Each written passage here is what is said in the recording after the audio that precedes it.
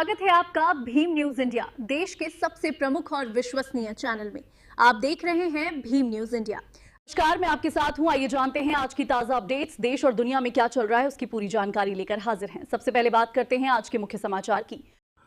National Herald case में गांधी परिवार को क्लीन चिट दिए जाने के लिए आज राउज एवेन्यू कोर्ट ने एक डिसीजन दिया, जिसमें कहा कि इन पर कोई केस नहीं बनता। आप देख रहे हैं भीम न्यूज इंडिया, मैं हूं आपका दोस्त विनय कुमार सिंघल।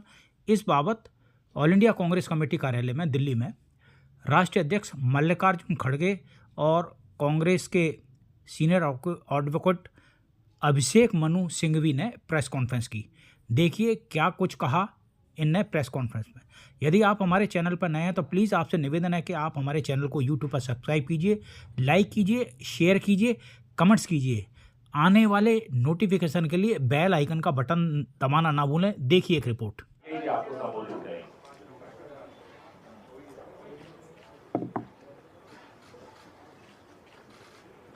सर ऑन कर दीजिए, ऊपर कर।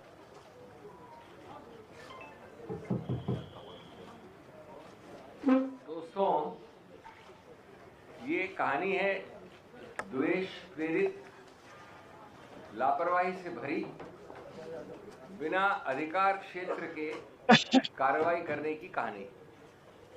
यद्यपि मैं संक्षिप्त में कहूंगा, लेकिन ये बहुत रोचक कहानी है। शोर बहुत था, जोर नहीं था। आरोप था, आधार एकदम नहीं था, कभी नहीं था। इस केस में सत्ता के दबाव पर संविधान का अंतिम प्रभाव पड़ा है। कल के निर्णय में जहां इल्जाम हवा में थे, कानून जो है जमीन पर था। और मैं आपको प्रमाणित करूंगा कैसे द्वेष से भरा है। याद रहे 2021 में ईडी ने 2021 और 2025 के बीच में राहुल गांधी जी को लगभग 50 घंटे बुला के तहकीकात की, इंटरोगेट किया। 50 घंटे कितने होते हैं? शायद 55 थे या 52 थे, मुझे एग्जैक्ट याद नहीं है। खड़गे साहब को 5-6 घंटे, सोनिया जी को 7-8 घंटे, अलग अलग तिथियों पे।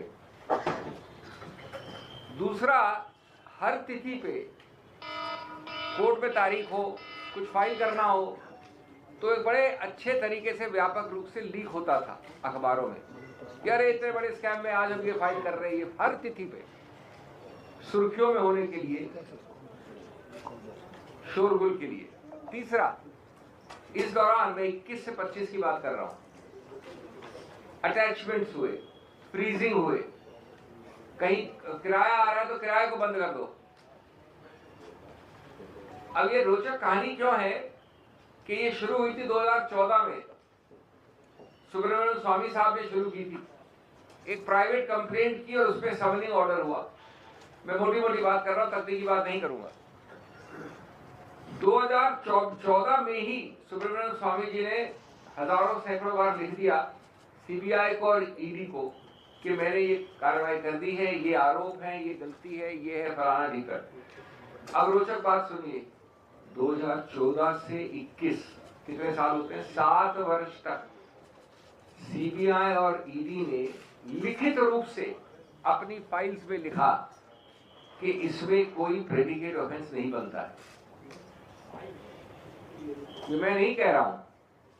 अगर आपको शक शुभाव, हम हवा में बात नहीं करते हैं, मैं तथ्यों के आधार पर बात करता हूं। अगर शक शुभाव जो मैं बोल रहा हूं तो पैरा 218 से 233 पढ़ लीजिए निर्णय की।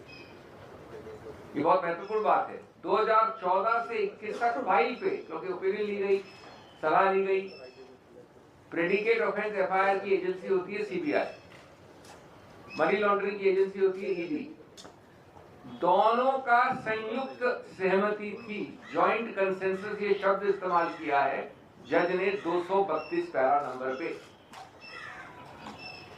संयुक्त सहमति कि इसमें कोई प्रेडिकेट ऑफेंस का एफआईआर बनता ही नहीं है।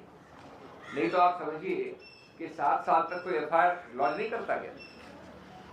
क्यों नहीं की लॉन्च? उसके बाद अचानक 30 जून 2021 को एफआईआर लॉन्च होती है। ये ऑफेंस हुआ है 2014 से सुब्रमण्यम स्वामी के अनुसार। और 2021 जून में जब ये होती है उसके एकदम पहले एक सलाह ली जाती है और अचानक जो 7 साल से संयुक्त सहमति थी कि नहीं होनी चाहिए वो एफआईआर होती है। अगर ये राजनीतिक द्वेष नहीं तो क्या है? यानी कहा गया सलाह कुछ भी हो, ओपिनियन कुछ भी हो, संयुक्त कंसेंसस कुछ भी हो, आपको एफआईआर फाइल करनी है तो कर दी। वो एफआईआर की कल कॉग्निजेंस ईसीआर कर दी, एफआईआर नहीं ईसीआर कर दी जून में ईडी ने। उसकी कॉग्निजेंस लेने से मना किया है कल जज ने कल वाले निर्णय में। ये एजेंसी से दुरुपयोग का सबसे ज्यादा प्रत्यक्ष प्रमाण है। किसकी जवाबदेही है इसके लिए, किसकी कुर्सी है, किसके विरुद्ध एक्शन लिया गया है। एक और पक्ष इस निर्णय के स्तंभ क्या है? ये बार बार कहते हैं प्रोसीजर है, कुछ नहीं है, टेक्निकल है, प्रीमेच्योर है, कल से सुन रहा हूं मैं। इसके 4-5 स्तंभ सुनिए, 5 स्तंभ में मुख्य। स्तंभ नंबर 1 जो हमारी दलील थी कि कानून कहता है, लिखा है सेक्शन 5 में पीएमएलए एक्ट में कि सिर्फ पर्सन ऑथराइज टू इन्वेस्टिगेट की कंप्लेंट या एफआईआर पे कार्रवाई हो सकती है। शब्द है पर्सन ऑथराइज। अब सुब्रमण्यम स्वामी तो पर्सन ऑथराइज नहीं है ना, तो प्राइवेट आदमी ने कंप्लेंट की थी। ये एक अलग कहानी और रोचक है कि सुब्रमण्यम स्वामी ने खुद अपनी मैजिस्ट्रेट वाली समनिंग ऑर्डर और कंप्लेंट को कार्रवाई को अपने आप हाईकोर्ट जाके अपनी खुद की कार्रवाई को स्थगित करवा दिया। वो एक अलग कहानी है। तो इसके आधार पर जज ने कहा कि आपने अनुच्छेद 5 के कंडीशंस को सेटिस्फाई नहीं किया। सिर्फ एजेंसी यानी सीबीआई या ईओडब्ल्यू ये एफआईआर फाइल कर सकती थी, जो नहीं की। 2014 से 21 और 21 से 25 यानी लगभग एक दशक से नहीं की। फिर कहा है कि नींव, हर चीज की नींव, पीएमएलए की नींव, पीएमएलए बना था एक एफएटीएफ फाइनेंशियल टास्क फोर्स के अंतर्गत। उससे लिखा हुआ है कि इसकी नींव होनी चाहिए एक एफआईआर, एक प्रेडिकेट ऑफेंस जिसको कहते हैं वकील, टेक्निकल टर्म में प्रेडिकेट ऑफेंस। और इसका उद्देश्य है कि ये परिणाम स्वरूप एक कार्रवाई होती है जिसमें इसकी नींव होती है प्रेडिकेट ऑफेंस। और निर्णय में ये कई अच्छे विस्तार से लिखा गया है।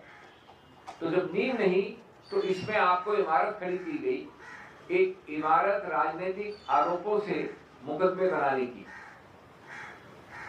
मुकदमे राजनीतिक आरोपों से नहीं बनते, वो विधि के आधार पर बनते हैं।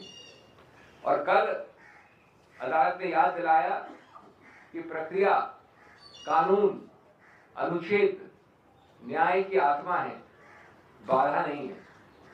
कि अचानक आपने एक को बोल दिया 2021 में करो एफआईआर, ओपिनियन कुछ भी करो, क्योंकि इसमें गांधी हैं, इसमें कांग्रेस है, इसमें खड़गे जी हैं। और सोचिए कुल मिला के करीब 80 घंटे ऐसे लोगों को कार्रवाई कर दी बिना ये जाने के एफआईआर ही नहीं है। बिना कानूनी नींव के खड़ा किया गया मुकदमा अपने बोझ से खुद गिर गया। हाँ, ये बात सही है कि जज ने कहा है कि मैं आगे मेरिट्स पे नहीं जाने की आवश्यकता है, क्योंकि ये बहुत महत्वपूर्ण बात है। कानून में, फौजदारी कानून में सबसे न्यूनतम स्टेज होती है कॉग्निजेंस लेने की। कॉग्निजेंस मतलब होता है कि आप मेरे घर के बाहरी दीवार के अंदर भी नहीं आ सकते, यानी ये घर है इनका, ये दीवार इसके बाहरी रोक देते। तो जज ने उस न्यूनतम आधार और कसौटी पे कॉग्निजेंस देने से मना कर दिया। यानी ये इतनी बेकार कंप्लेंट है कि मैं कॉग्निजेंस भी नहीं लूंगा। और फिर कहा है कि मैंने पूछा एएसजी राजू से कि आपने ये रोचक नई एफआईआर जो फाइल की है 3 अक्टूबर 2025 को, यानी कुछ हफ्ते पहले, तो उन्होंने कहा कि इस नई एफआईआर का कोई संबंध नहीं है, कोई प्रभाव नहीं है पुरानी वाली का। ये हम सब जानते हैं कि हमारी दलील खत्म हुई, इतनी बुलंद और इतनी मजबूत थी हमारा स्टैंड कि घबराहट में, बौखलाहट में उन्होंने एक और एफआईआर ठोक दी है 3 अक्टूबर को। उस प्रक्रिया को अलग से हम डील करेंगे। इसमें स्पष्ट लिखा है निर्णय में कि हम उस प्रक्रिया को देख नहीं रहे हैं, कुछ नहीं कह रहे हैं उसके बारे में। लेकिन ये भी आपको द्वेष बताता है। आपने संयुक्त सहमति के बाद गलत चीज की, कोर्ट ने क्वॉश की, आपको ये मालूम होते हुए आपने फिर एक नई एफआईआर ठोक दी 3 अक्टूबर को। ये सब एक राजनीतिक द्वेष की कहानी है। मैं 2 शब्द और आपको मेरिट्स पे करके अपनी बात हिंदी में खत्म करता हूँ, और शायद इंग्लिश में होगा तो इंग्लिश में बोलेंगे। ये मेरिट्स में एक अजीबोगरीब केस क्यों है? वास्तव में अजीबोगरीब केस है। इसलिए क्योंकि 1 मिलीमीटर जहां कोई स्थानांतरण नहीं हुआ किसी चीज का, 2 चीजें होती है स्थानांतरण के लिए, मनी लॉन्ड्रिंग की कंडीशन होती है। एक तो होता है पैसा, उसको यहां से यहां मूव करना होता है, उसको कन्वर्ट करना होता है, कैश को बदल के प्रॉपर्टी बना लीजिए। दूसरा होता है अचल संपत्ति का मूवमेंट। अब ये रोचक कहानी इसलिए है क्योंकि इसमें न तो पैसे का स्थानांतरण है, न अचल संपत्ति का है। ये एजेएल एक कंपनी है, 100 वर्ष के आसपास हो जाएंगे उस कंपनी को, उसके पास ये सब अचल संपत्तियां हैं अखिल भारतीय स्तर पे। वो अचल संपत्तियां उसी एजेएल के नाम में आज भी हैं, तब भी थी, 80 साल से थी, 50 साल से थी, 1 मिलीमीटर मूव नहीं की। उस एजेएल को, क्योंकि आदर्शवाद पे स्थापित कई कंपनियां आर्थिक कठिनाइयों में पड़ती हैं, ये कमर्शियली सक्सेसफुल नहीं होती हैं, उसको ऋण मुक्त करने के लिए, जो आज भारत की हर कंपनी करती है, भारत में कोई ऐसी कंपनी जो अपने आप को ऋण मुक्त नहीं करना चाहती। ऋण मुक्त करने का तरीका होता है, उसको जो डेट होती है ऋण, उसको हिस्सेदारी में बदल दो, equity, convert debt into equity. सिर्फ इस उद्देश्य से एक नई कंपनी बनाई गई कि वो जो उसकी ऋण है वो उस कंपनी को ट्रांसफर हो जाए, यानी यंग इंडियन।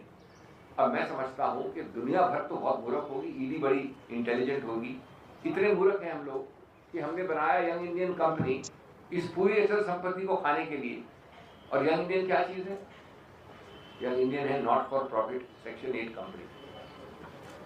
कंपनी का सिर्फ एक उद्देश्य होता है कि उससे पैसे निकाल के आप डिविडेंड ले लें, प्रॉफिट डिस्ट्रीब्यूट कर दें, गाड़ी घोड़ा ले लें, विमान ले लें।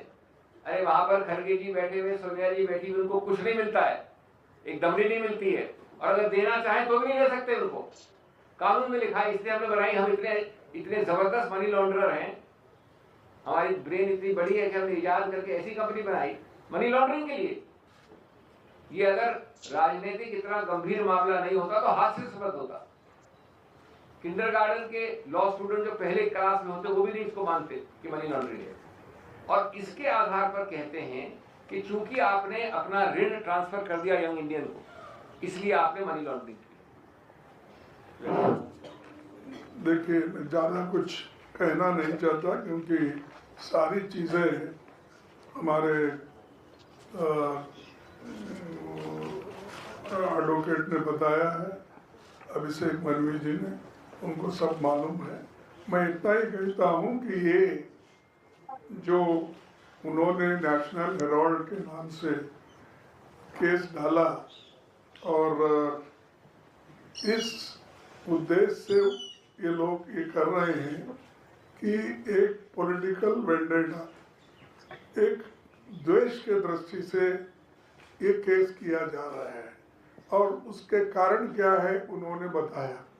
अब ये पेपर आज का नहीं, 1938 में फ्रीडम फाइटर्स ने एक पेपर को एस्टेब्लिश किया कि आज़ादी दिलाने के लिए, लेकिन ये लोग आज मनी लॉन्ड्रिंग, सीबीआई ऐसे एजेंसीज को उपयोग करके हमारे कांग्रेस नेताओं को बदनाम कर रहे हैं। खासकर गांधी फैमिली को उन्होंने सताने के लिए ही ये केस डाला है, नहीं तो इसमें कुछ नहीं है। और कोई एफआईआर नहीं है, कोई प्राइवेट पर्सन एफआईआर डालता है, उसके ऊपर एक कार्रवाई करते हैं। और आज इस दृष्टि से कहा जाएगा कि जो चीज़ में कोई दम नहीं है उसमें दम भरने की कोशिश करके हर एक को हरासमेंट कर रहे हैं। हमारे बहुत से कांग्रेस पार्टी के नेता और सभी बड़े बड़े लोग जो आज उनके सिंपथाइजर नहीं है, ऐसे 50 लोगों को ऐसे ईडी का केस डालकर सता और अपना पॉलिटिकली उसको उपयोग करने के लिए कहीं उन्होंने ये ईडी और मनी लॉन्ड्रिंग का केस डाल के उन्होंने कई एमपीज को अपने तरफ लिया, कई राज्यसभा मेंबर्स को लिया, कई जगह सरकारें बनाई। ये सारी चीज़ें वो किए हैं और आज फैसला न्याय के सत्यमेव जयते हमारा एक ये है स्लोगन, उसके तहत आज ये आया है।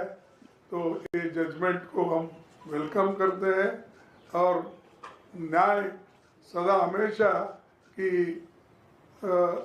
जो सत्य की हमेशा जीत होती है। इसीलिए मैं इस जजमेंट का स्वागत करता हूँ।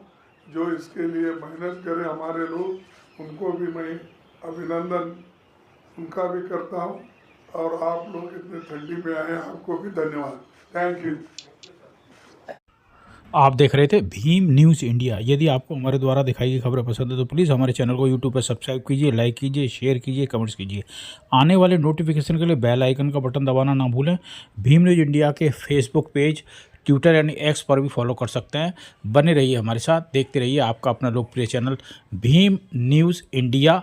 आपका बहुत बहुत धन्यवाद।